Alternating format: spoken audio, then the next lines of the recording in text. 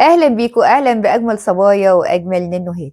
النهاردة أنا جاي أتكلم على موضوع مهم جدا، هو إيه المواصفات اللي أنا لازم وأنا بشتري مكمل الغذائي أوميجا 3 تكون متوفرة في المنتج اللي أنا هشتريه، مهما كانت نوع المنتج أو مصدر المنتج.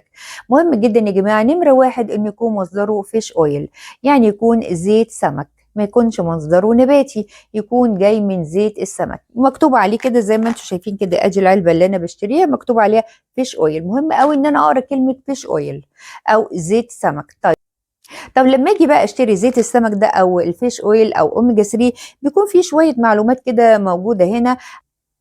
المعلومات دي بتوصف لي مكونات السبلمنت او المكمل اللي انا هشتريه. طب ايه بقى اهم حاجه لازم ان انا اراعي ان هي تكون متوفره وكميتها معقوله في السبلمنت اللي انا هشتريه؟ اهم حاجه ان انا في كده هلاقي حمضين موجودين، والاقي مكتوب عليه التركيزات بتاعتهم، اللي هو حمض الاي بي اي وحمض كمان الدي اتش اي. الحمضين دولت بيبقى مكتوب هنا ليهم هنا تركيز. اقرا كده التركيز بتاعهم، يعني العبوه اللي انا جايباها ديت التركيز بتاع الاي بي اي 647 مللي جرام، والحمض التاني الدي اتش اي التركيز بتاعه 253 مللي جرام. انا لما بجمع الاتنين دولت مع بعض، طبعا هنا مجموعهم اكتر من 500، لا اجمعي بقى الاتنين اللي موجودين دولت في المكمل الغذائي بتاعك. والله لقيتيهم 500 اشتري المكمل، لقيتيهم اقل من 500 يفضل ان انت ما تشتريهوش. يعني من اول 500 كده وانت طالعه بيكون ممتازين بصراحه، لما تيجي تتناوليهم جسمك هيستفيد جدا بالمكمل الغذائي اوميجا 3. اقل من كده هيقل كميه الاستفاده. يقال يعني ان من اول 250 اوكي، لكن انا دايما بفضل ابتدي من ال 500. 500 وانت طالع، لان طبعا انا بدفع فلوس، فيعني مش معقول ادفع فلوس وما استفدش. كده كده هدفع، فمعلش ان شاء الله حتى اخد حبايه يوم في يوم مفيش، بس اشتري حاجه اكون ضامنه ان جسمي هيستفيد بيها.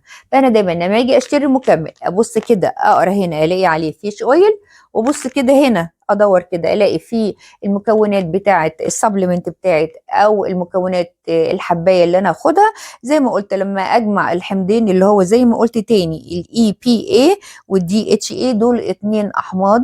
لما اجمع التركيز بتاعهم بيكون دايما زي ما قلت موجود التركيز بتاعهم. اجمع التركيزين، والله لقيتهم لما جمعتهم لقيتهم 500 400 هنقول، بس انا شخصيا بيكون لازم من 500 وانت طالع، هنقول 400 هنقول 350 300، ما نقلش ابدا بقى عن التركيز ده. بس انا افضل من اول 500 وانت طالعه اشتري وانت مطمنه ان انت لما تاخدي الحبايه جسمك هيستفيد بيها. ادي كده منظر الحبايه. انا بصراحه يعني ممكن اخد حبايه يوم فيه ويوم ما فيش، بس اكون ضامنه ان انا لما اتناول الحبايه ديت جسمي يستفيد بالمكون اللي فيه. طبعا احنا عارفين ان اوميجا 3 في منها مصدر نباتي ومصدر حيواني او مصدر من الاسماك. المصادر النباتية موجودة في فول الصويا وموجودة في بذور الكتان، والمصادر بقى التانية اللي هي أحسنها اللي موجودة في الفيش أويل أو في الأسماك زي الماكريل والأسماك الدهنية وخلافه. طبعا الاكل ده حاجه، والشراء بقى ان انا اخد ايه سبلمنت او اخد حبوب حاجه تانية. الاكل كل اسماك وكل بذور الكتان واكلات اللي فيها اوميجا 3. لكن لما اجي اشتري مهم جدا وانا بشتري اكون حريصه تماما ان انا يكون مصدر السبلمنت اللي انا هشتريه او مصدر الحبوب اللي انا اخدها بتاعت اوميجا 3 يكون مصدرها زي ما قلت ايه فيش اويل، زيت السمك. مهم قوي الموضوع ده، ما نشتريش ابدا اي منتج مصدره نباتي. تمام اتفقنا. يا ريت نشير المعلومه لكل الصبايا عشان الكل يستفيد منها.